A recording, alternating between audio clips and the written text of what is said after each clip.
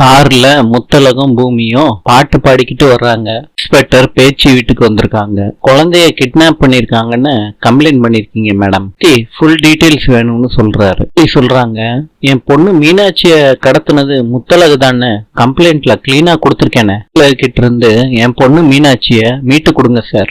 அது போதும் சார். சொர்ணா சொல்றாங்க, அறிவு இருக்கா அஞ்சலி? குழந்தைய கடத்தினது முத்தலகுன்னு கம்ப்ளைண்ட் கொடுத்துருக்கியா?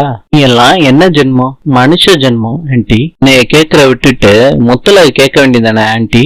சொல்றாங்க, இந்த பொண்ணு பொறாம புடிச்சு முத்தலகு மேல கம்ப்ளைண்ட் கொடுத்திருக்கா. இது யாரு வீடுன்னு உங்களுக்கு தெரியுமா சார்? ஊர் தலைவர் பேச்சியம்மா வீடு. தங்கச்சிக்கு மாத்திரம் இவ பண்ணது தெரிஞ்சிச்சுன்னா அவ்வளவுதான். புகார எடுத்ததுக்காண்டி நீங்களும் பேச்சுக்கு பதில் சொல்ல வேண்டியது இருக்கும். என்ன மேடம் இது?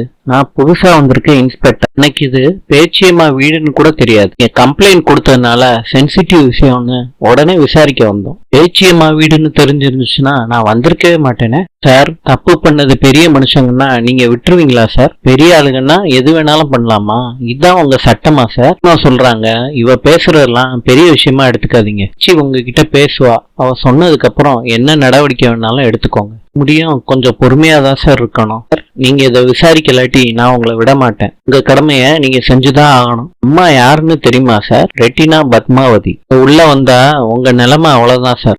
பேச்சையை மீறி யாரும் எதுவும் பண்ண முடியாது. பேச்சியே இதை பேசி சரி பண்ணிடுவா. அவசரப்பட்டு கேஸ் எல்லாம் எடுத்துடாதீங்க சார். குடும்ப பிரச்சனைய பழி தீர்க்கறதுக்காண்டி பேசிக்கிட்டு இருக்கா. மேடம், 2 பேரும் பேசி உங்களுக்குள்ள முடிவுக்கு வாங்க. ஊருக்கு தூக்கிட்டு போன குழந்தையதான் இவங்க கேஸ் கொடுத்து குழந்தைய கடத்திட்டாங்கன்னு சொல்றாங்க.